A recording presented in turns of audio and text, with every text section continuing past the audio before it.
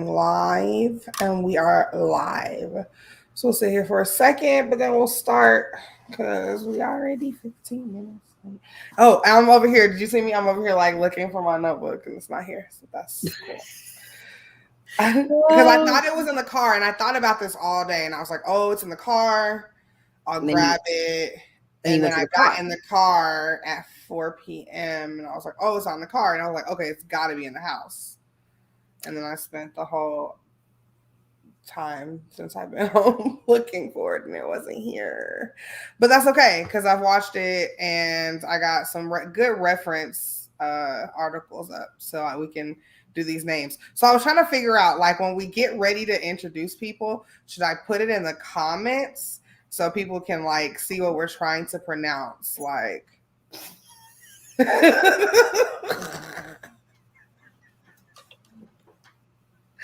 At some point, I gave up because I want to be able to point to say something and just circle it like with my mouse and say, "What is this?" That's fine, because at some point I legitimately gave up. Some of those names, I looked at the screen, looked at it, and was like, "Okay, a person dude with the black hair, like, yeah, like a person's friend, a person close to them. Like, I just quit. I gave up. I didn't have it in me. Somebody that I used to know. Pretty like, Gautier, I can say that. But yeah, I can say Erla. Listen, I just wrote in my notes the only name I can pronounce. Here we go. Okay. Guys, hi. This is All Docked Up. I'm Chris. That's VJ. I don't know where Penrose is right now. Like, we literally have talked today and everything, and like, I don't know where he is. So we hope he's okay, because we don't know where he is. Hi, Tamra. Hi, darling. Oh, you heard that baritone now? Like, let me stop. Okay. Okay. So, guys, hi. We're here and we're going to talk to you about a documentary that was all in another language. It is called Out of Thin Air. I thought I would start off by telling you that because I can't wait till he sees this. Because we don't know these people's names, y'all. I don't know how to say any of these people's names, so I thought it'd be very important to tell you that before you go, like, if you're not if you're one of those people that don't like the closed caption on, or like one of those people that don't like to read your movies, this is probably not going to be for you. You gotta read it. Like, because you gotta read. Like, you can't be like cooking and cleaning and then trying to watch this. So if that is not your cup of tea, then just listen to us and we'll tell you what happened. Us and the dog. And there's a dog. And wait, I wish we could put him in another screen. I just put Penrose on. Yes. Okay. So it's on Netflix. It's called Out of Thin Air. It is basically, in a nutshell, about false confessions. That's very accurate, right? Yeah, into thin air, or when things happened in your mind. When I fell asleep and and I remembered the dream after 11 months, and I think it happened for real. So yeah, AK was all a dream. Like, for real. That was probably one of the most alarming things about the whole story for me, is like, I can't even remember my dream from last Thursday. Like, I'm not going to remember a dream from almost a year ago, unless it was Freddy Krueger was in it and I woke up dead. Like, I can't recall a time that like I was like, I don't remember dreams. Like, so there would never, and then also like, I barely. Why would you okay, we'll just wait till we get there, because I have so many questions. All right, great. Okay, so where do we start? Do you want to start by talking about the disappearances, or do we want to talk about the way, kind of go into the way the documentary flows? I guess we could do it the way the documentary flows, because otherwise I guess it's not going to make sense. Okay. Okay. Okay, yeah, I guess that does make sense, that it won't make sense.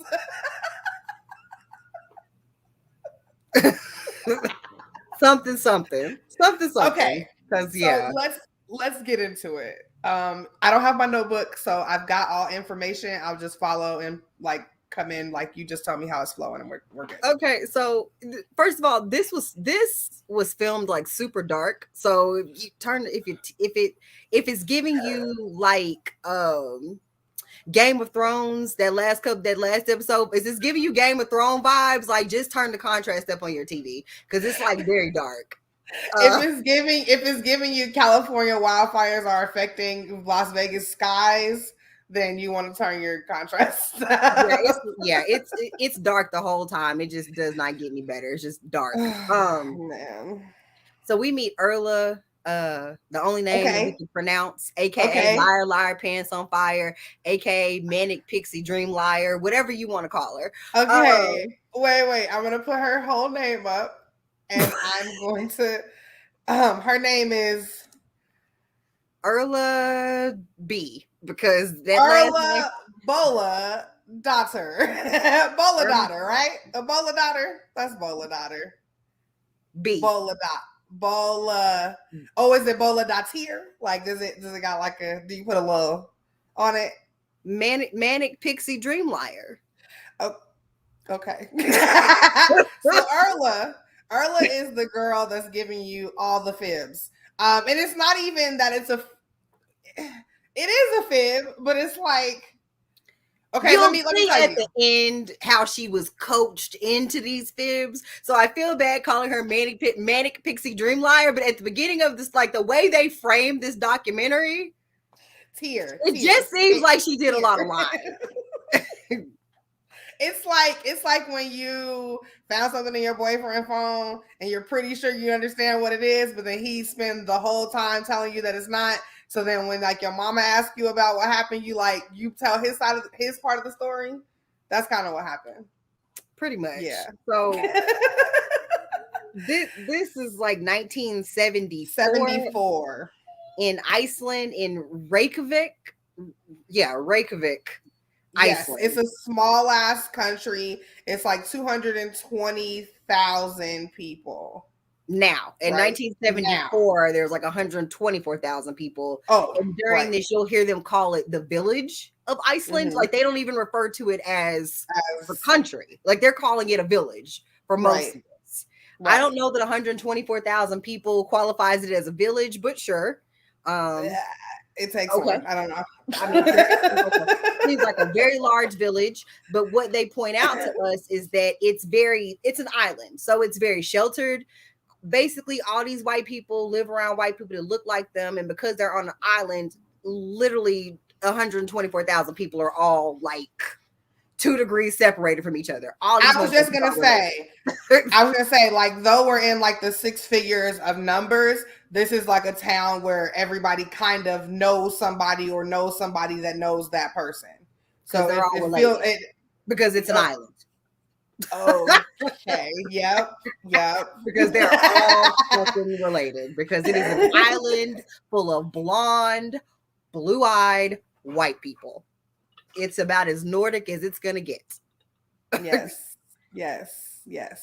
But that's not what this documentary is about. It's about them being white. Make no mistake. They were black, this wouldn't happen. But very true. Get out. Get off the bed. Get out. No, get out. Okay. Okay, go ahead. I'll just come in because basically they're telling us like we get Erla through the whole time documentary. Hey. And not the stiff arm though. Her big ass is trying to get in my lap. I don't know what she has going on. Crazy.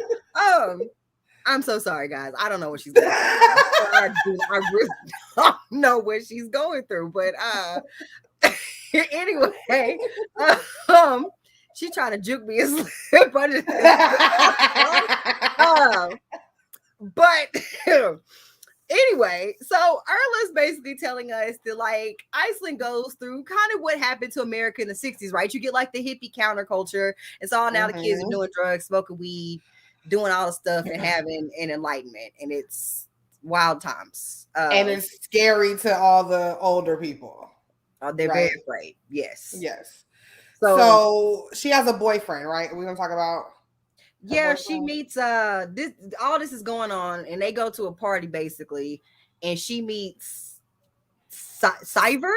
Oh, hold on. I think it's Cyver. So, listen, I'm gonna. There is a certain character.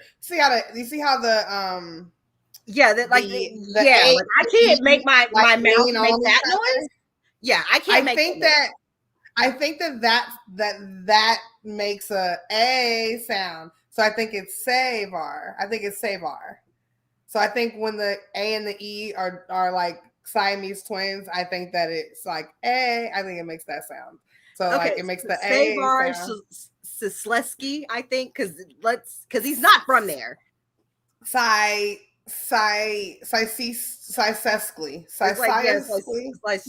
because I mean he's not from Iceland, so it's not. No. We're telling you a story, Sam. Yeah, Savar.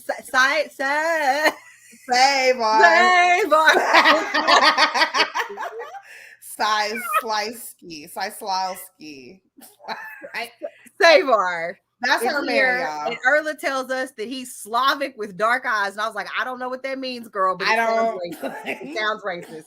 I don't like it, but okay. Turns out I might have been right because they start treating the nigga real bad. Turns out. Basically, okay, she finally got down. She's definitely like, fuck all this. I don't know what is going on with her today. She's insane. So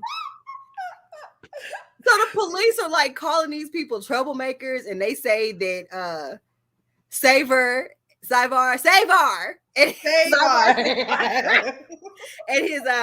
and his group of associates are troublemakers. Mm-hmm. Basically, these old white people are like, they're a bunch of hippies and they do drugs. Basically, they make it sound like they're a gang of street urchins, and it's newsies because it's still Iceland. Like they're saying they're horrible, like criminals, but there's really no crime there. So I'm like no, there's like no crime. There's so no crime. Is that a thing? Can you say so no? There's such no crime. I don't know what it's supposed to sound like, but there's so little crime. That's what it is. No, Autumn, we're gonna thug it out. We're gonna keep doing it. Nope. We're gonna do it. We're going for it. Sure are. So, oh fuck, I forgot what I was gonna say. Oh, but I forgot. So little crime that.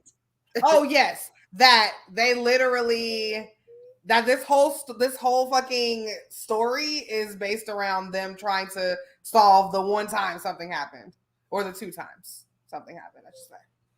Which really isn't like two times that nothing happened, because it apparently is pretty common. Yeah. Right? Yeah. I was like, but apparently it happens pretty commonly. So it wasn't even like the shit that happened was like different. Right. Okay, great. Okay, so Erla and Savar are a fucking couple, basically.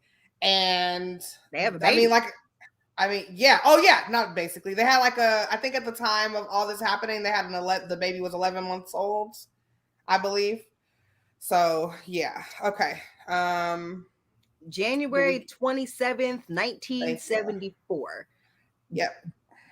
Gudmundur. Oh, one moment, please. I'm gonna go with Gudmundur. We'll see what y'all say. Gudmundur. Good, because they're like good emphasis on the U. They're good. Okay, because look, it's about to be another weird character. Like, what is that? What's that third thing? What's that third thing do? I don't know. And then the way they were saying it in the documentary, depending on the person's dialect, they were saying different things. Right. Yeah. Gudmundur? Okay. Gudmundur. Wait, Gudmundur in Ireland. You gotta be like, good job. Okay. And now let's stop laughing at his name. So Laguda went missing. Laguda went missing. He's 18 years old.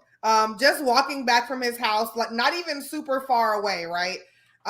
He was he was out with some people because I guess we get an interview with his friend that was with him the night he goes missing, and the friend is IDK.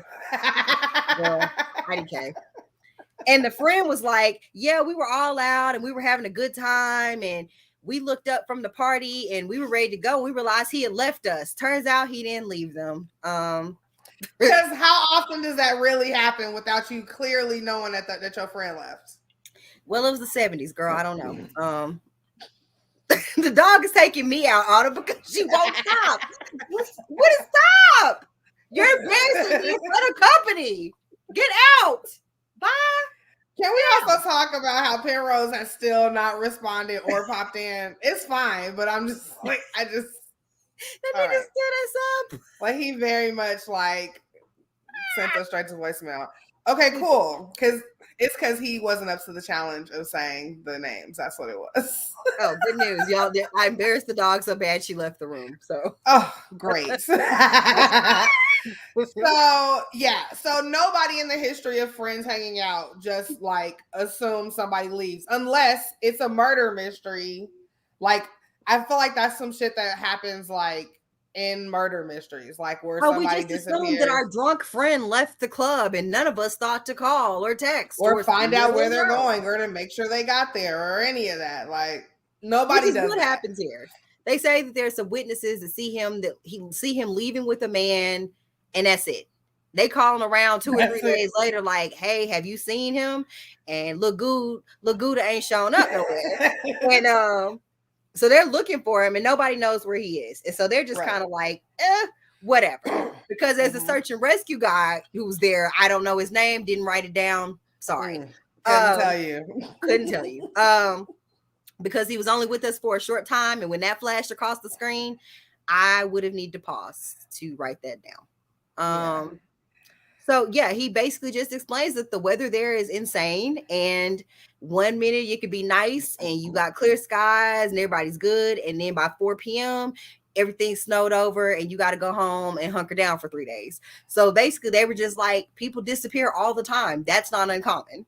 Which is weird and would be a statistic to make me not want to live there. Like, I wouldn't want to live there. It's much like if you go missing from like Yellowstone Park. Were you kidnapped or are you just lost in the woods? Like, the amount of people that just go missing in the woods is way larger than the amount of people that actually befall some type of foul play in the woods. In the woods, right. So then, do we move on to 10 months later? In June 1974, when she's an embezzler? Yeah, let's go. Okay. So 10 months later, on November 1974, we're going to talk about the other person that disappeared. Okay, they are not related, but somehow they still have the same name. I'm not going to say it's because of what VJ said earlier. And are you ready? Here it is. Gerfner Enarson. Enarson. Is that what I said? Enarson. Gerfner. Yeah. I thought you got it. Gerfner. So Gerfner is a 32-year-old construction worker. Like I said, not related to Laguda. He got a phone call, drove to a cafe, left on his the keys harbor. And left his keys in the ignition and was never seen again. And never was seen again. Like, and guys, when we say never seen again, we want to very strongly remind you that this means that nobody ever found their bodies. That's something super important to know. Yeah, like that they disappeared so good, nigga. We don't even know where they are right now. To this day, don't know where they are. Now. No bodies, no bones, no nothing. Nothing. So here's how Erla and Savar Savar. This is how they play into this. Apparently, Savar and his gang of street urchins from Newsies were like into shit as much as you can be into shit in Iceland. It's very Shrek versus Shrek. They were giving me realness. And as much as they, I guess, could get into crime in Iceland, they were into it. I guess they were selling drugs. It's the best I could tell. Maybe smuggling. That's all I thought. Like, I think they were providing the other kids LSD is all I got from it. Okay. So she says that Lifesaver wants to commit a crime. Okay. And she was like, okay. The dick was so amazing that she was like, you know what? Yeah, let's commit crimes. You want to commit a crime, baby? Let's commit that crime. Commit crimes. Anything for you, baby. Anything. So she decides they decide they're going to embezzle funds. Now, the way they embezzled this money was, I didn't see how it was working, but they seem I don't either. And I thought that she did a decent job of explaining of what they were doing. I just don't know that it right. Like, I just don't get how it worked. Like, I get what she said happened. I just am not like, to me, it's not, none of it makes sense. I just feel like maybe fraud protection was very lax in the 70s. I don't know. They seem like a very trusting people over there. So that could be it. Possibly. Because I just don't see it. But to make a very not long story short, yes. She says basically that because there's reenactment going on here too. Basically, in the reenactment, they have taken the phone apart and put like some tinfoil or something in the phone receiver to make it sound like the connection is bad. This is the 70s, y'all. So to make it sound like the connection is bad, so that they can pretend that they're making long distance calls. Like, what does that mean? I didn't know, whatever, but they did it. So then they call her job. She's a telephone dispatch. I don't know. She works at the phone company. I think. Yeah, she works at the phone company or something. But basically, she pretends to be somebody calling the job or something to that effect, and wanting to order a postal something, like a postal order. Like, because I guess the terminology sounds like the worst scheme ever. Yeah, the terminology is not the same, because she's saying they were ordering a postal order, but I couldn't figure out what that was supposed to mean. Like a money order through the post office, maybe. Oh, or like ordering Fashion Nova and then saying that you never got it. I wasn't clear on what exactly a postal order was. But right. At any rate, once you call, they immediately fill the order, no questions asked, for whatever reason. And so then you go to the post office to pick up the postal order. So to me, maybe it sounded like wire fraud or something. Yeah. Well, she got arrested for embezzlement, right? Yeah. So I'm assuming it's some kind of wire fraud where you're right. Yeah, like she explains it, and I promise you, like, it does not make a bit of difference. Like, it seems very clear cut, but I don't understand how you was making money. Right. Like, she literally said they called and ordered something from the post office, like money. So either it's like a Western Union situation or it's a money order. Or a money order, right. And then, but like, who's just filling out, who's giving out money orders? They called long distance and said they needed it over the phone with no proof of who they were. And then the company just does it. Just does it. And then you just go to the post office. She was 20 years old, so she wasn't even like. Anyway, she was arrested for embezzlement. Well, yeah, you go to the post office and pick it up. So she says that they were able to embezzle roughly 1 million kroner, which is their money. So I did the calculation. That is $115,000 USD. Which still doesn't feel like, I don't know how she did that. But a lot of people are claiming to making money in ways I don't understand this week. So we'll leave it at that. So on December 13th, 1975.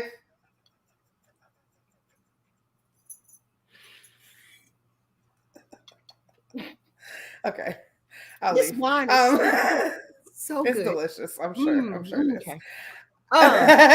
Okay. So December 13th. 1975. She's 20 years old. She gets arrested for this weird embezzlement scheme. Foil in the phone foiling a phone scheme. Watch somebody try to take it though. But she she confessed to the crime that she had committed with Savor, right? Right. And then, right. Am I missing something? No, I was gonna say that basically the police are like, hey girl, so Lifesaver basically flipped on you. He said you did it by yourself. He didn't know shit about it. You was the one embezzling all the money. Try to save yourself. Think about your baby. Right. And she's like, but I told you everything I know. And I just admitted that I did this, and I definitely did it with him.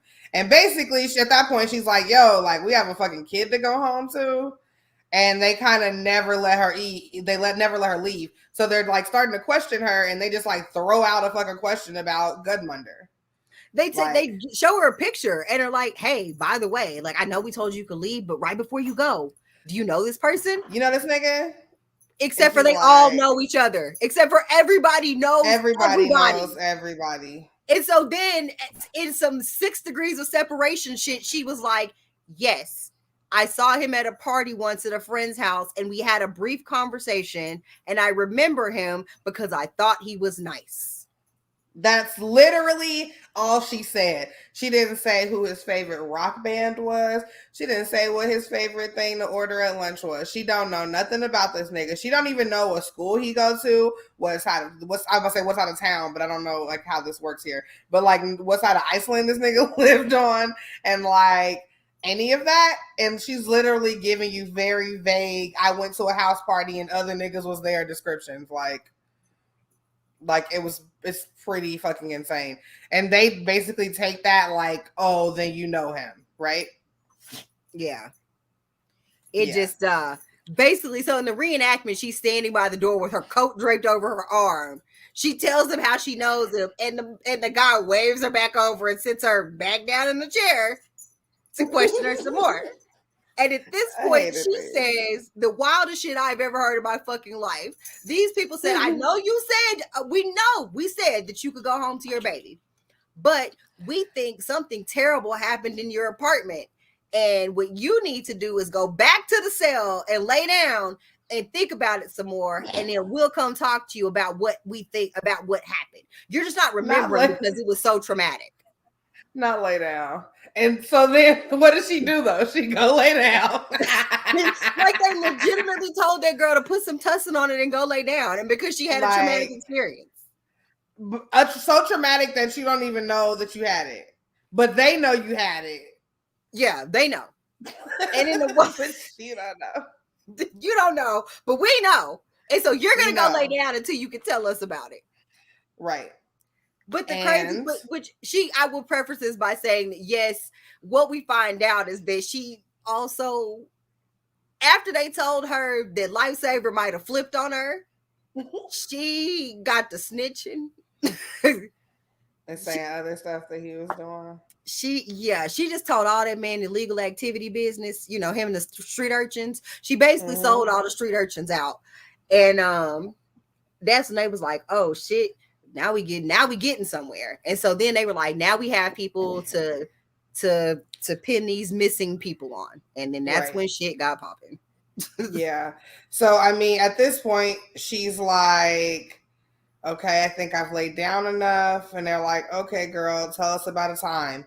And then she was like, well, one time 11 months ago, I was asleep. And then like I had this dream. And the dream was basically she was laying in her bed and she was hearing voices outside the window, right? And they were like saying stuff like, is she awake? Is she asleep? Is she awake? Is she up? Or whatever like that. And then basically, literally, that was kind of the dream. That was the entire dream. Like nothing illegal happened in the dream. So basically, she had a dream where she was asleep. And niggas was asking if she was asleep outside of wherever she was asleep. And that was the whole dream. Like, I don't know what that means. I didn't look it up in a dream book. But from there, the police basically start making up the rest of it. So now they're trying to convince her that she wasn't asleep.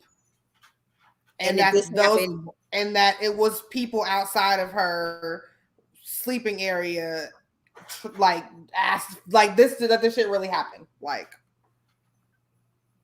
yeah, it was a lot. So basically, after they ask her, I'm sorry, it's just so ludicrous to me that of girl course it is. she had a dream about people whispering, and they were like, "Oh, you're all murderers." Oh, because that's they exactly were what murdering. happened. They were whispering about murder, girl. You ain't even realize. So basically, what we get at this point is a montage of confessions from these people that she is implicated, starting with hers. So on December 20th, she gives a sworn statement that we hear part of, and she's saying that she saw Lifesaver, Christine. Oh, wait. Hold on. You tried to get away without me putting it up here. I'm gonna say it was. I'm gonna just go and say it's Christian. I think it is Christian. It's some form of Christian. There's a J in it, but it's Christian. Okay, here we go. Okay, is it also going to be Vlolar Lulusen and Triggy? Albert and Trig. Okay, hold on. I got you. Okay, I'm about to put everybody's name up, including Savers and Erlis, and we're gonna look at this fuck shit of a paragraph. Like, watch. So, like, the spell check doesn't know what's happening right now. Savar Slisleski, Christian. What does this O do? What does the O do? I'm not even gonna that?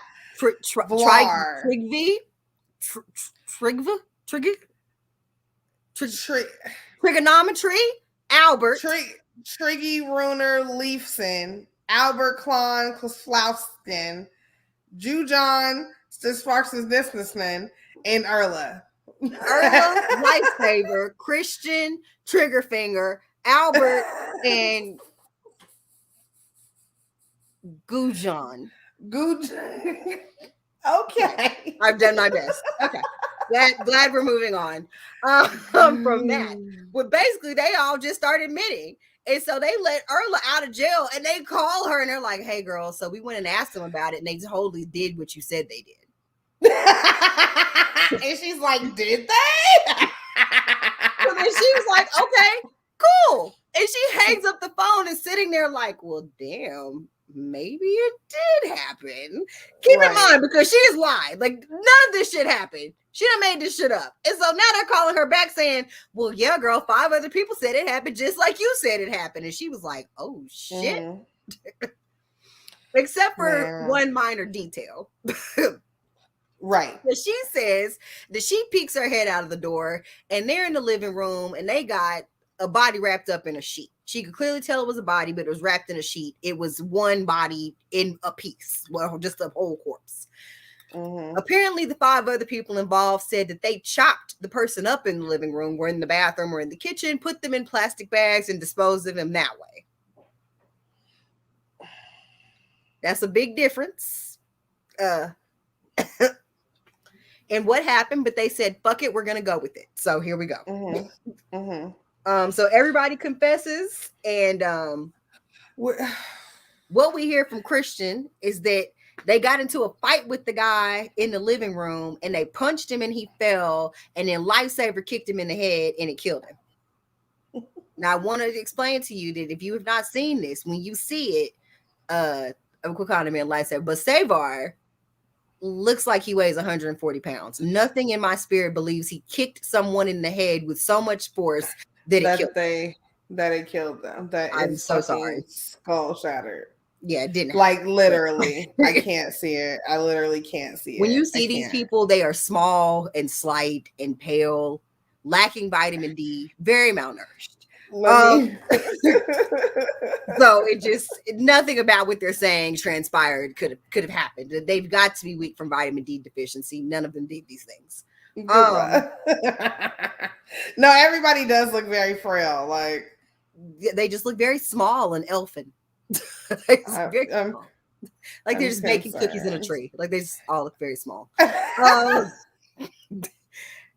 So Erla is like, "Man, I started questioning my memories. I don't know what happened." The police are still investigating. So they've got these people arrested and they're just kind of like, whatever. Yeah.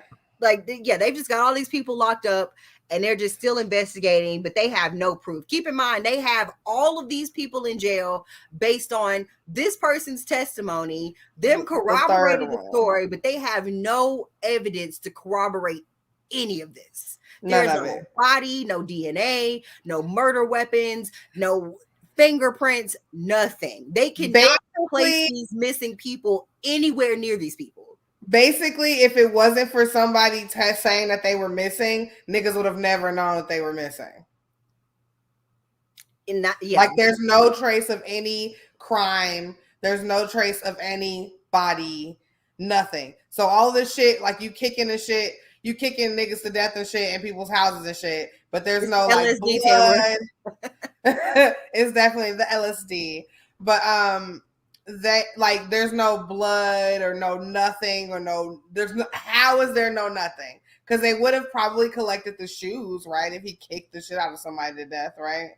Like there's no fibers, no clothes fibers, no like nothing, guys. There's no fucking sign of a crime.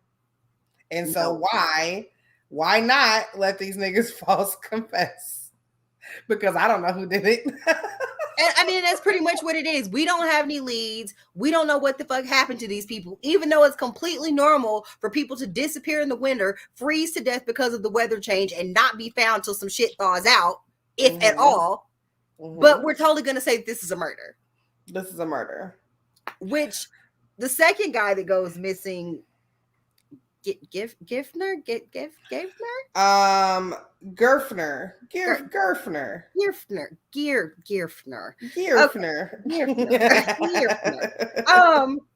Basically, they come to Erla's house like 6 months later, and they're like, "Hey, girl, so do you think that the fun band of street urchins and your boyfriend, baby daddy, do you think they could have also killed this guy?"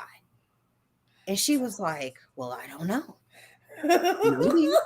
If she just don't shut up at this point, like, bitch, you don't know anything. Like it's very wild because these people came to her house and like sat in her kitchen, and she basically says, "Well, I was very isolated from my family, and these are my only friends." So Erla's an op. Let's just go ahead and get that out the way. I mean, truly, like, and my thing is like, we go on the documentary, and like, I don't know that she still don't believe these niggas didn't do it. I still think that she thinks that maybe it happened. Yeah,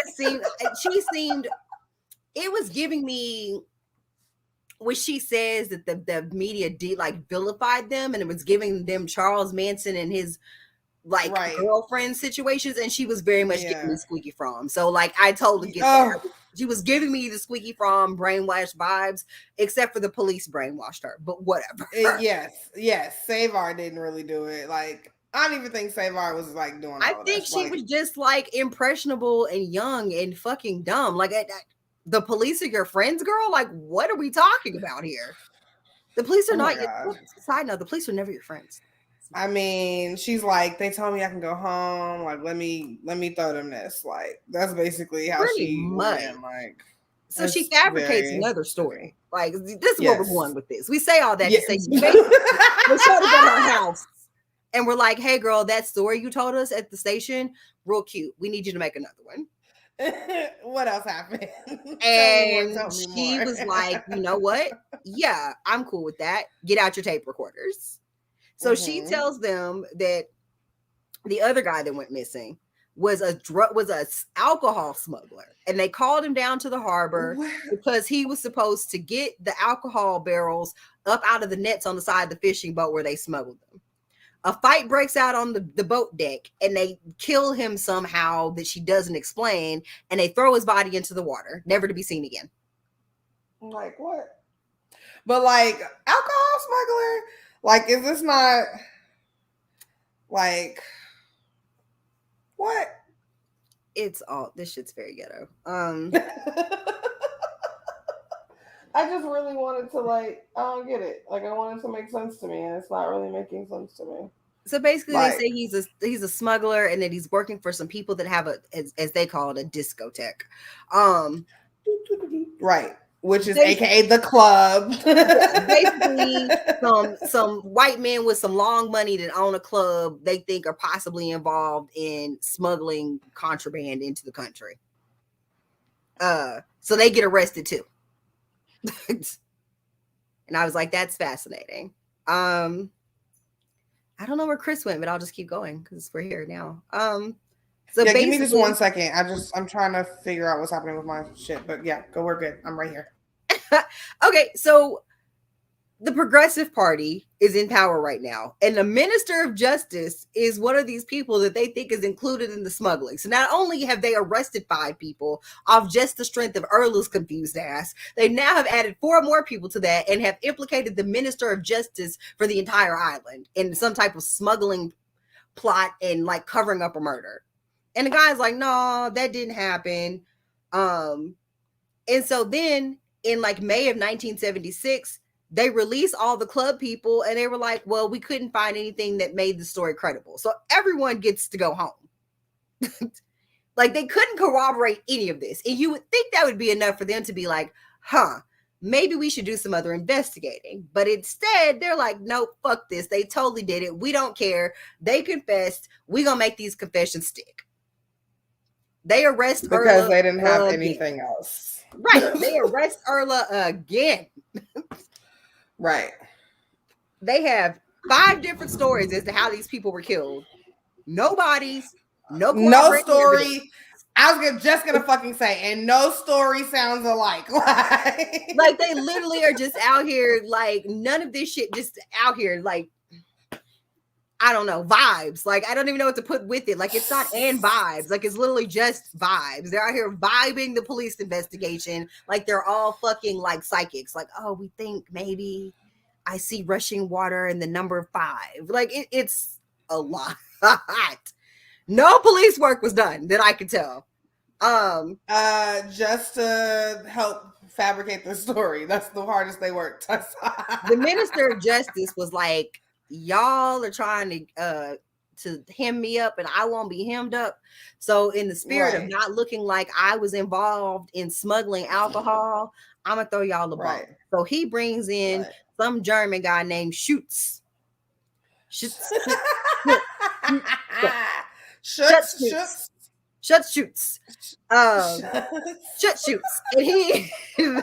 he creates a task force to try to find the bodies.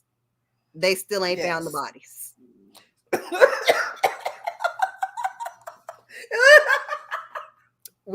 There's no bodies. Voltron formed and there was nothing. They came up empty. Like there's nothing. Voltron lost. We've got nothing. He lost. So then they arrest some old nigga. That's the Guderian guy. And basically, because he's older and comes from a good family and isn't in like the newsy street urchin gang, they were like, oh, he's credible and believable because he doesn't do drugs and he's an upstanding member of the community. So basically, they convince him that he was there and he drove them to dump the bodies. And he's like, yeah, I totally did that. I was there. Absolutely there. I was absolutely there. Dump the bodies. I'm your guy. I drove them out there, even though I'm 15 years older than all of these people. I totally drove them out there to dump a body. And then they told me it was a body after the fact. And I was like, oh, that's what that was. Okay, cool. Wait, do you see Penrose's text messages?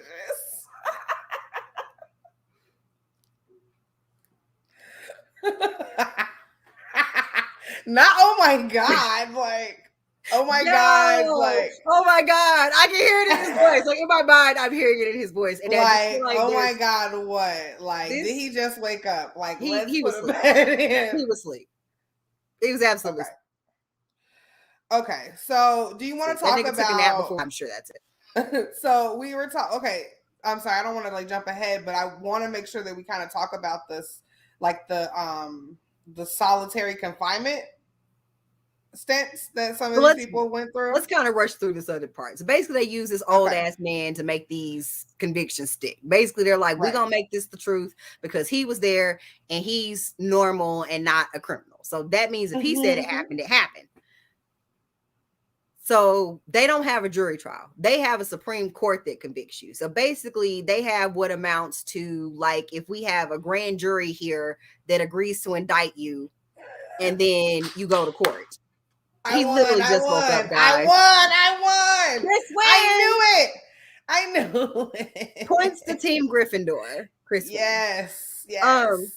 So basically, the Supreme Court is like, nah, y'all did it. They said that the state prosecutor gave a 15-and-a-half-hour speech. So I think just on the strength of him speaking for 15-and-a-half hours, they were like, nigga. They were like, let him because what are you saying in 15 hours that you're not saying over and over and over and over again? Like, because they didn't have no evidence or fingerprints or bodies or blood evidence or fibers. So what exactly did you say for 15-and-a-half hours? That is the scary part of all of this. He was literally filibustering in a murder trial. Like, because I don't know what he could have been talking about. Like, because they have nothing. Which the defense brings up, everybody's lawyer brings up the fact that there's no evidence.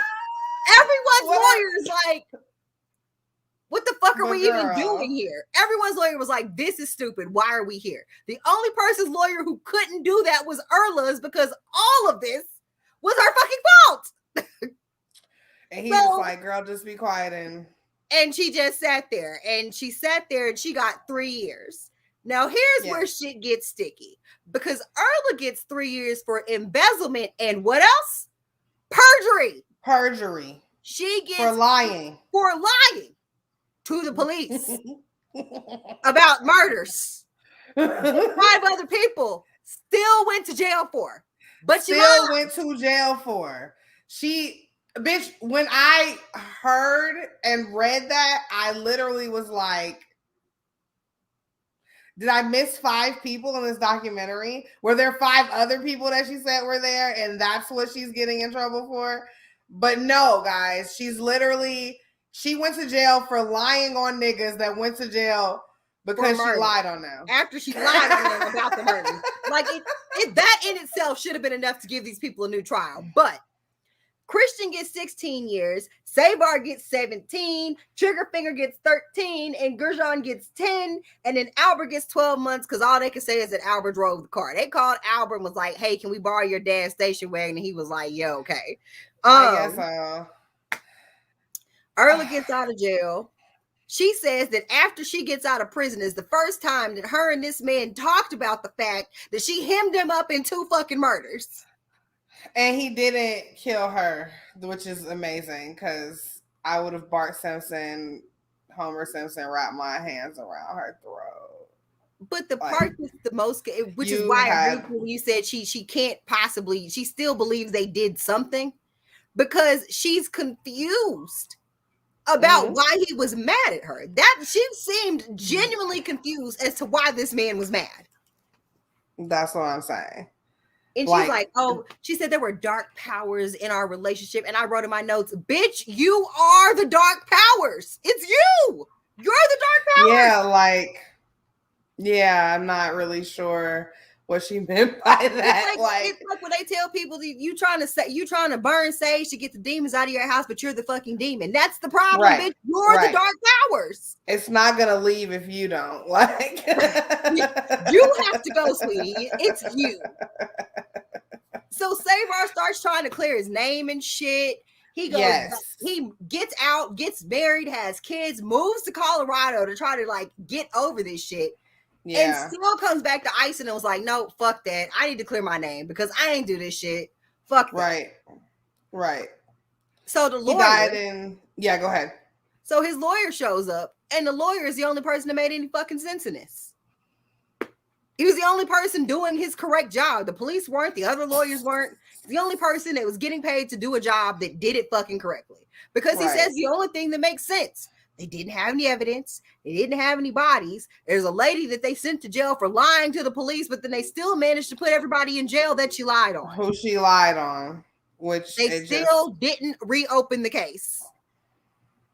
They tried 3 times and still didn't get this case reopened to the point to where Savar, bless his heart, he just went downhill bad. It fucked his life up to the point to where he became a drunk. He was homeless. Yeah, it was bad. Yeah, pretty bad. So after he dies, she needed to be gladiator kicked. She needed to be. Yeah. It was bad. She is the fucking Dark Powers. Oh, fucking dark spirit ass. Oh, man. Oh God. Oh, like I'm annoyed. Like God bless her. Like we're gonna find what she did, but oh my God. So basically, after he dies, all the people involved were like, well, maybe we should try to provide evidence to prove our innocence. I mean, if you want to, girl, it don't matter. After, 40 years later, they're like, damn, well, my dad was in prison and they said he was a murderer, but I have these, his diaries and stuff about what happened while he was in jail. And they're like, oh, yeah, let us see those. Mm-hmm. So the reporters get to pulling it out and they start doing new news, bits about it. Mm-hmm. And they turn over the diaries and stuff to this guy, Geasley, Dr. Geasley something. And Geasley Guggen Johnson. Kim Jong-un. I think you're getting Johnson at the end of this one. Like Geasley Johnson. Okay. Johnson. Okay, Geasley Johnson. All right. So he's a professor at this point. But he used to be an Icelandic detective. And I guess he was super an expert on false confessions and shit. And he basically said this is the most raggedy shit I've ever seen in my whole life. Yeah, literally that meme of Rihanna saying this is the most ghetto shit I've that's literally him. He literally had his face scrunched up ugh. He was disgusted. He's very disgusted. It was a lot.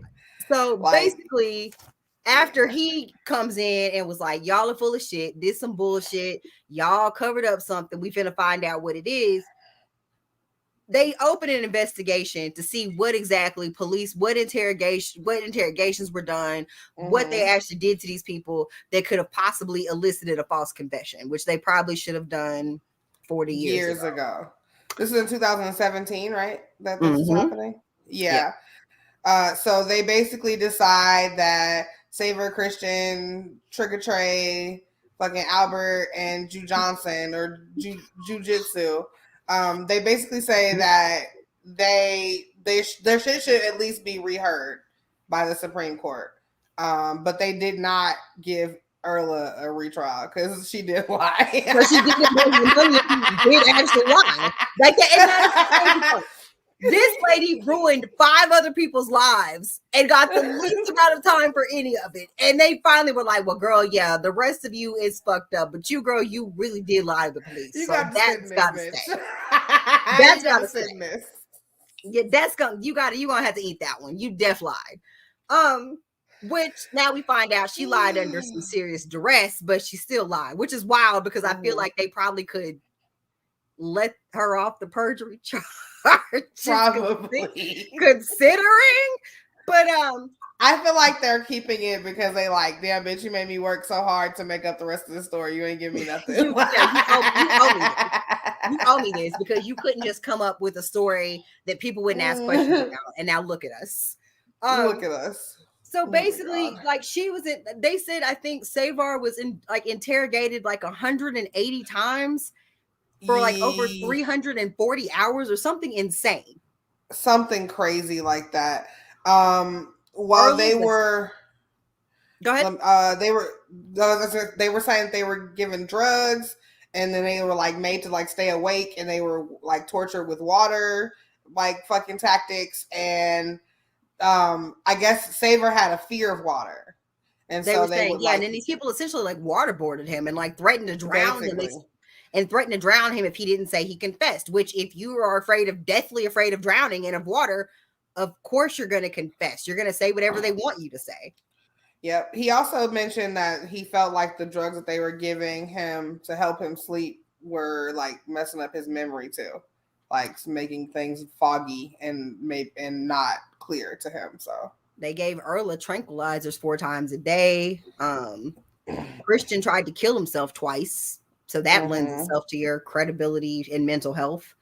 Albert went crazy and had to be sedated. Yeah.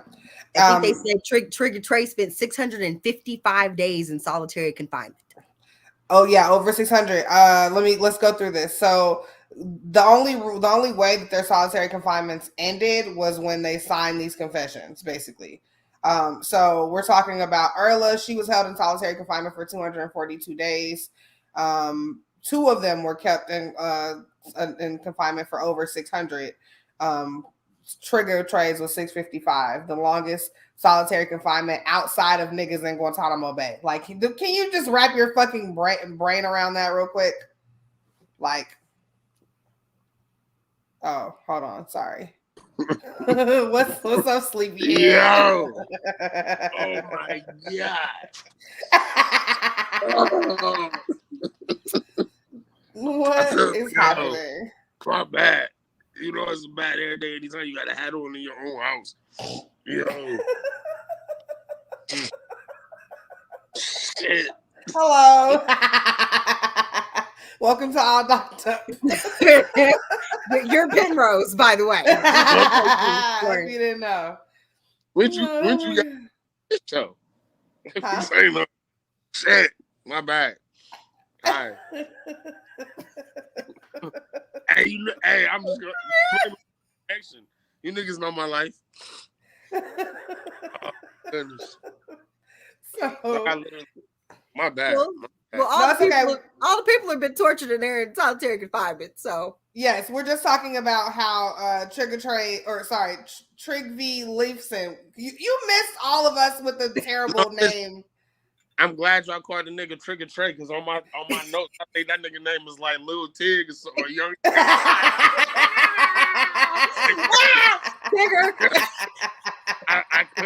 think the only person named that I didn't give a nickname.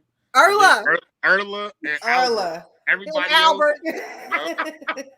Everybody else got a straight nickname, Young Sav. Yes. So I think I don't know. So I feel you. Yeah, them names was the niggas that went disappearing. That nigga name was Gutter and I got my notes somewhere. Lil Gouda and Gifford Gofford, Jeffrey the Giraffe and Little Gouda went missing. I was naming the shit out of niggas like, yo, what the fuck? I was like, nobody's about to call these niggas by their name. Nobody. Not at all. Oh goodness. But we were just talking about before you came in how Trigger Trey did 655 days in solitary confinement, which was like the longest that anybody has ever done in the history outside of Guantanamo Bay, which is like what? Like right. I mean, that was. You know, and then motherfuckers was demanding that bitch be shut down because their rights were violated. Exactly. So right. Like, how do you demand that a place that's meant to torture fucking war criminals be shut down and you treating the nigga in the fucking local jail worse than that? Like, what are we talking about? And they really were. Like, they was talking about they were just doing like torture techniques on these poor people. And I'm trying to find my notes. I'm sorry. Which I feel like it's whatever his name was. Shoot.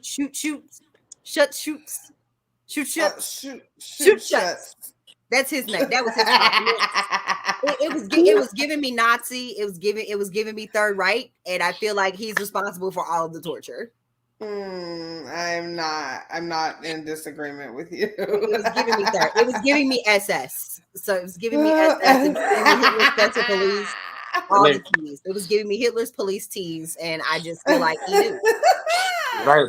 That nigga was giving Devil Next Door vibes and shit. Like, it absolutely was like, hey, we gonna pin a murder on some people. Watch me I'm gonna show you how to do it. They was talking about he taught them new interrogation techniques. Nigga, that sounds like some shit that you're not allowed to do. Did he say we finna lie to these folks and we finna tell them that we gonna take their babies and put them in a wood chipper if they don't confess? Like what? Like I feel like it was just the strategy to like tell these people the most ridiculous shit was gonna happen to them if they didn't comply. If they didn't, right? But you know what's crazy? 655 in solitary confinement wasn't torture enough. The crazy part for me is as I'm watching it. And the first time Erla said that she remembered remember that first day was like she woke up and she remember watching all three of them beat dude up and all of this shit. I just remember, once we got to the point where they was talking about the torture and how long they had him in solitary confinement and everything, they had said that her first confession, she had dreamt it or some shit. And when I seen that, I was like, yo, this isn't the first time I heard about this. I remember watching the documentary, and this dude who had been convicted for rape before had got accused of raping this girl. Couldn't find out he never did it, never went to this girl's house, I don't even think knew this girl. She had a dream about the rape. She had a dream that he raped her. No, the dude dreamed that he raped the girl. And he told the cops that dream, and they cut everything off except for him, the part being like, yeah, this is a dream. But everything else they kept on tape. And they used that shit.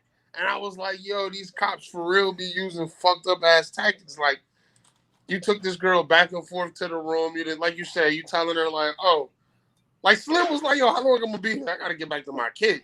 Like, she didn't even think this was gonna be some real shit. You know what I'm saying? Right. You use all of this to finally, she like, oh, maybe it wasn't a dream. Maybe yeah. These niggas, for it to be like what they say, it was a time where everybody knew everybody. Like, yeah. The nigga. And everybody trusted the police. But my thing is, I just don't know if there's that much trust in the world. Like at some point, I'm sure in my life, I might have had a slight trust of the police. Like, I might have hell yeah, bro, I'm asleep, man. Shit. Real life. He was real sleep. He was straight. I was real sleep, blood. Pants off, knocked the fuck out. Listen. Knocked the fuck out. It was real sleep. I was on the couch. I wasn't even in the bed, nigga. This was not. I told you he took a nap. This was non-planned sleep. Yeah, they were delirious. That's absolutely it. Like it's absolutely the type of interrogation tactics you use on war criminals and people that you are trying to torture. I mean, that's the sad part. They were just a bunch of kids who were hippies that society didn't like, and because they had a couple of minor drug arrests, they were like, "Oh, they're murderers." And it's like, well, how do you make the jump from petty drug dealers to murderous gang of thugs? Right. Yeah. Right. Like nobody. We still don't know that anybody was actually fucking murdered. We don't even true shit. We don't even fucking know that anything ever fucking happened besides them niggas just getting lost in the snow or whatever the fuck. Because truthfully, he showed up at the Harbor Cafe, left his keys in the ignition. What if he just it was dark and the motherfucker hit his head and fell in the water and washed out to sea? They're not gonna find his fucking body. Like, he's gone. Yeah. And then for the one nigga to be like, oh, we seen him leave with somebody. And it's like, all right, nigga, who's that somebody? Nobody held up these people's mugshots and said, was it any of these people? Right. Right. And then they was just like, oh, first off, can you draw to somebody? Like and then they're gonna be like, oh yeah, Christian was the dude that called from the bar. Like, nigga, that was like process of elimination. They was like, oh, we're gonna say Sav was doing this. Albert was outside. They was looking at his pictures like, what would a nigga named Sav be doing in this situation? Right. It was wild. Like, honestly, this good Sunday, Dad. I did, yo.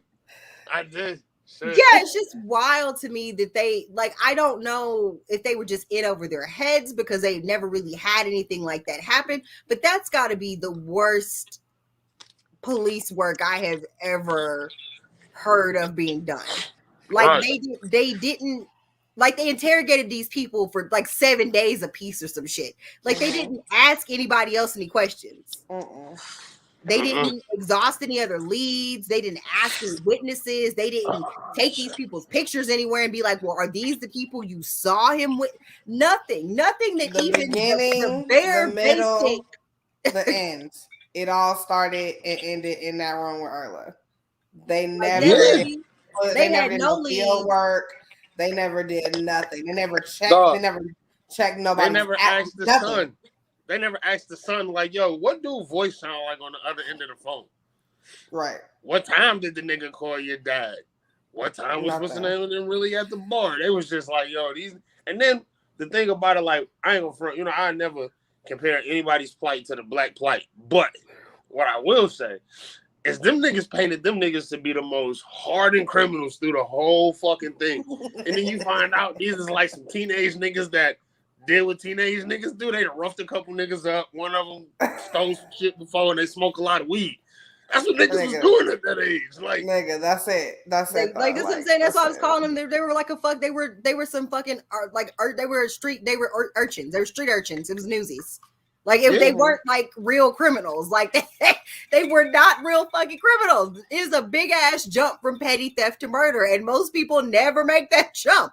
Like that was never very presumptuous of them.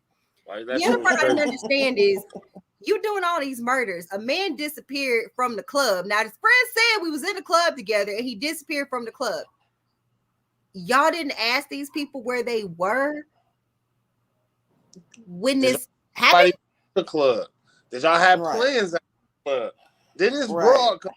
It was none of just, oh, he went out in the snow, my nigga never came back. Like they never tried to get an alibi for any of these people. I don't even think they tried to ask them where they were. Like that's the part that's confusing. You're saying that you had 6 people and you are saying none of these people had an alibi for these murders.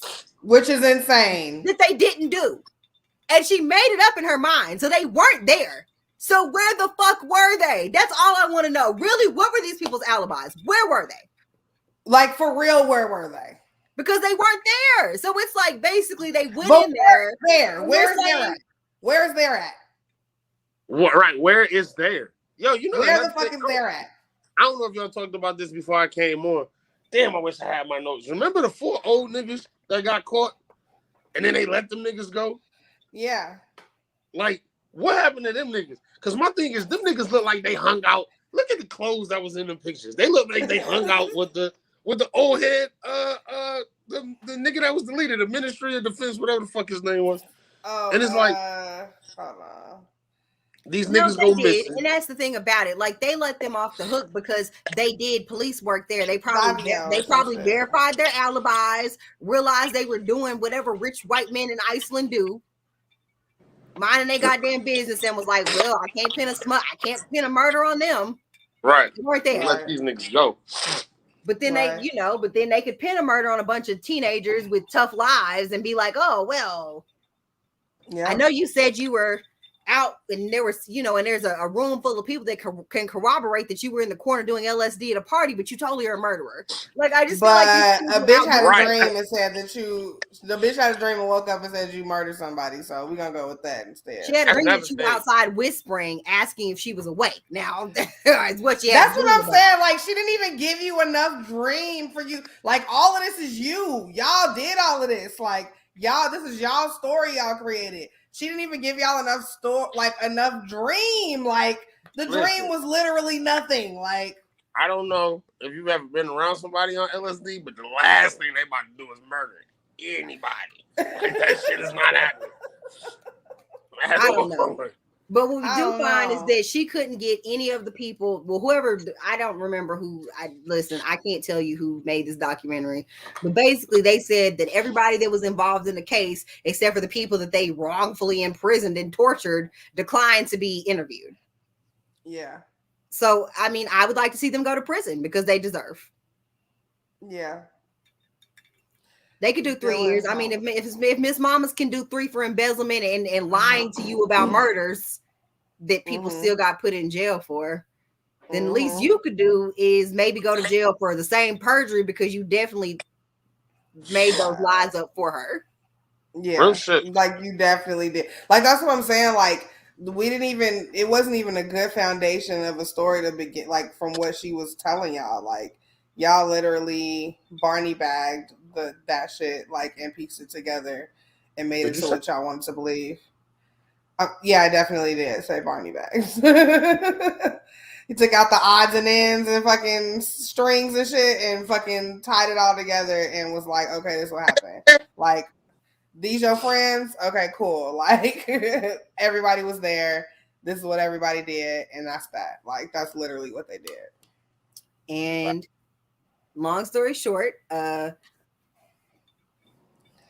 Savar is dead. Everybody else is sitting with us in these interviews. Erla looks rode hard and put up wet and still confused. And she still don't know. Like she's still talking about how her memory is fucked up. And she was so confused and she feels so guilty about what happened. And it's like, I don't think you do actually, but nope. I think she feels guilty because she want y'all to forgive her for lying so much. Like yeah, because when she said she got a deal of people spit in her face, I was like, yeah, probably like so. It's like she was giving like shock. Like she like why would people do that? Like why would people spit in her face? Why would Savar be mad at her? Like she just had a lot of whys about a lot of shit. And the whys should have been directed to the police. The first thing though, and then that's another thing. Y'all probably hit on that before I got here. Like at the end of the day, they did torture them and, you know, made up a lot of shit, made them believe shit. But wasn't all of this kind of built on the fact that she went in there and lied originally or some shit? Like when she first went in there, wasn't it like, oh, I'm just kind of mad at this nigga. I don't like fucking with this nigga no more. She didn't lie. She just told all of his illegal activities when she should have just said, I would like to speak with a lawyer, please. I have nothing more to say. Yeah. But because this nigga was cheating on her, she just gave up the ghost. Right. Which is why I said she's a snitch. Like that bitch the ops. Like I don't I feel bad for her because obviously she was brainwashed, but girl, also like all this could have been prevented. All of it. All you had to do was say, hey, that was a dream. Nothing happened. I wouldn't even said that. I would have in my head when they would go like, you know, why are you telling the police about your dreams anyway? Like that's the part. What the fuck? Are they psychic? Like I don't like. Are they? I don't understand. Like, are they dream interpreters? Like, why are you giving this to a detective? Like, if it didn't happen, you don't. Honestly, if it did happen, you don't even fucking say that shit unless a fucking lawyer's there. Like, I don't. Just don't say anything. Like that's the part. Like you specifically shit that didn't happen. Like the people got you on the embezzlement, girl. Like all you had to do was say, yeah, that's fucked up. I did the embezzlement. And if you still want to be mad because they said the nigga ratted you out, like you still could have just said, hey, he be selling drugs sometimes. And you could have left it at that. And you still would have gotten to go home, girl. Like you did not have to do the rest of this. At one point, she said she murdered one of the people. She shot him. So I was like, they had to know this. Yes, with a shotgun. Yeah. Like, bitch, you didn't even. Oh. That's the part that got me. Like, she told the story, like, oh, they drug him out there and then they shot him. And then they told that story again and she the one holding the gun. And I'm like, yo, this shit getting a little too. At some point, like, yeah, they fucked their head up and all of that shit. But it was just like, yo, even as the police, even when you don't, like, you got to realize, like, damn, we done fucked up. We done made these niggas tell a lot of lies. Like, blood, like, just at the point that the point that you couldn't make any of this a cohesive story between 5 people, why did you just not say, well, fuck it, back to the drawing board. We're gonna have to cut them loose until we can figure out who's lying. Put a detail on these people. I don't know. Have somebody bug their phones. You say they murderers. You can't get a fucking warrant to get some taps on the phones. They just wanted somebody. It's like making a murderer. They just wanted somebody to pin that shit on. And them niggas was the easy. They just wanted somebody to pin quote unquote murders on that may not even be murders because they could have literally just wandered into the abyss and died and disappeared. Yeah, and just be dead. Like why the between the two, Chris? Because I've under reevaluation and a little bit more looking into it. You're not about to tell me that this nigga killed that lady. You're not gonna do it. Yeah, maybe. I agree. I think maybe he might have done it. I still don't think his nephew was there. I still think he a little dumb too. But no, I don't know. I don't know about Mr. Avery no more. I think that he got real cocky after he won that lawsuit and shit and was like untouchable. And let me see. I'm saying though, the reason if he they did in fact make a murderer. Look, I think they did make one. If that nigga killed her, my man's with the glasses that looked like he really wanted to be on like Barney Fife team, that nigga was part of it. Because remember, my man was like, yo, the plate number, the lady read the plate number, and he was like, oh, I know that car, or whatever. Like, how the fuck you know? How you know that he car has like do that? Shit. Yeah. So, I know we ain't talking about making a murderer, but, you know, yeah, I kind of believe in you, Steve. Or whatever the fuck I don't know, Mr. Avery. But yeah, so what else? Are we missing anything here, guys? No. The bottom line is a lady lied, told a lot of lies, got a bunch of people tortured because she told the police way more information than she should have, and then she ruined their lives, turning one of them into an alcoholic drug abuser who had tried to get his life together and then somehow ended back up in Iceland on the streets. And then she had the white ass nerve to be like, when he died, everyone came to his funeral. Whole town was there. Like this nigga was some saint. We all just treated this nigga like shit. Like, first off, get us up the young side. When his son was like, yeah, we moved back to America, I was like, yo, this nigga still look like the nigga in the fucking picture. Like, he was like 19. Till he started doing dope, then his eyes got big and shit, and it was over. Yeah, he said he actually, when he first moved back, he actually looked pretty damn good. He looked like himself. He didn't look like jail was too hard on him, which I hear jail over there is very nice anyway. But not when you get waterboarded. They like fucking dorm rooms and Xboxes, girl. They like it's like dorm living. Like it's not. It's like Canadian. Yeah, where you can just step over the wall and dip if you want to. Ain't nobody about to chase you. Yeah, they live in like fucking dorm apartments or like with just like a fucking jail door on them. Like it's not. I mean, anytime you got 2 beds and they not bunks and the bitches at least 6 feet apart, that ain't jail. That's a room. They got roommates. They're not gonna jail. They play video games and shit. They fine over there. They wear their regular clothes and shit. Them niggas is probably hanging sheets in the middle of the room. Like, nah, this my room. That's your room. Like, nigga, what? They fine. Like casual Friday every day. Yeah, they have like Tuesday and shit. Like they're super fine. So he came out of there looking fine. They just all look very. I don't know. Everybody's teeth was yellow, and that was confusing. That was paining me deeply. Everyone's teeth were yellow. Like that was scaring me. Was it even the sun? You know how like yellow too, and I was like, "Oh my god!" You know how like when you can't like pick out which color you want to paint your wall. Like that's what everybody thinks like.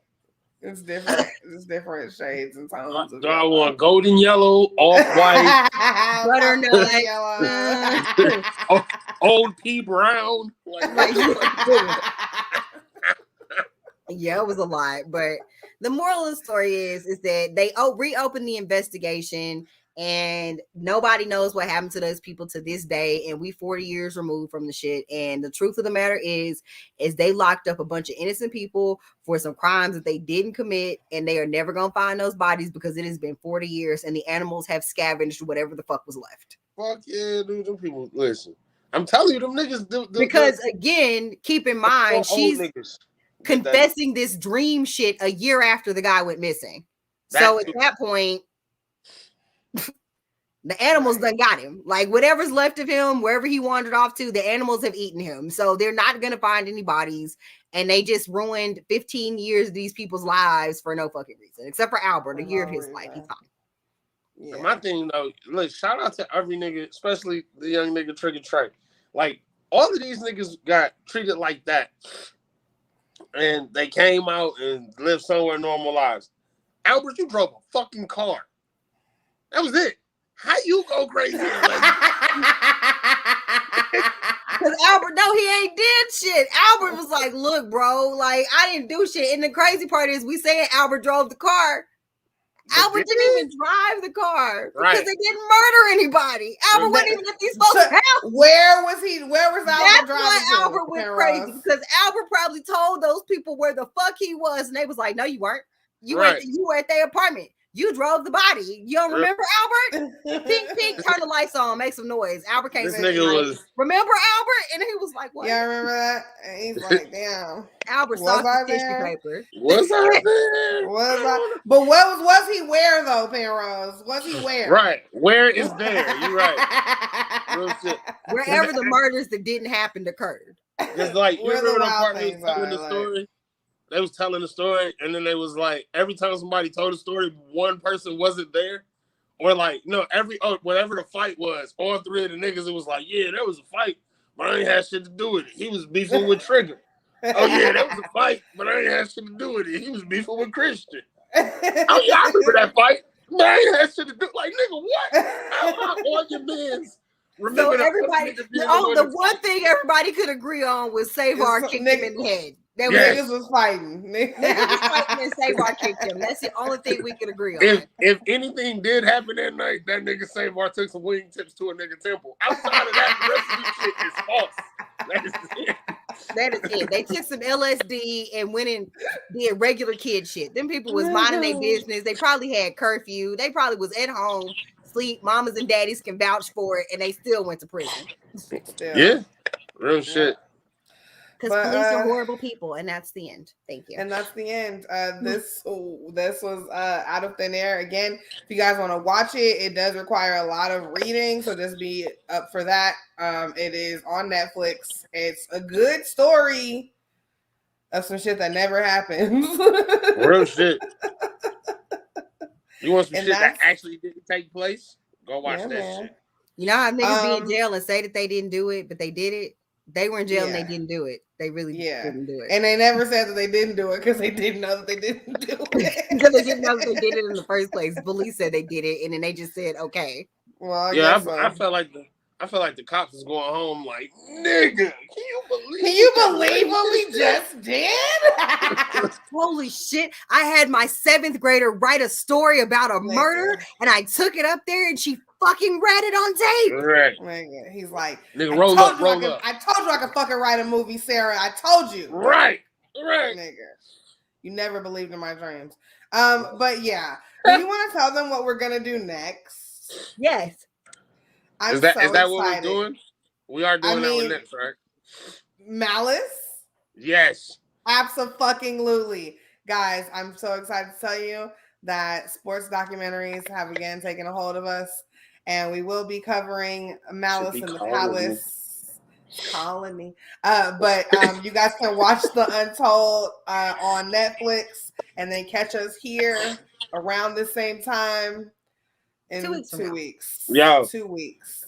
And for everybody that's watching, I don't give a fuck what they say. Man, nobody come in here with no Pacer energy. Man, nobody come in here like, listen, y'all niggas know I'm from Detroit. I was watching that fight. Listen, I have so much to say because I was in Chicago, but I always have a second team when my team isn't playing. And at that point, the Pistons were my team. And everybody in my house hated me for it. And you're from Chicago, yeah. And I'm from Chicago. Everybody was not okay with it. I took all the hate that season.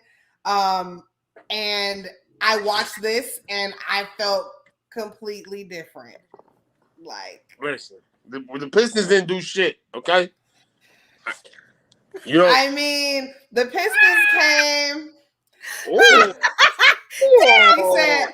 She said, with good connection, please. You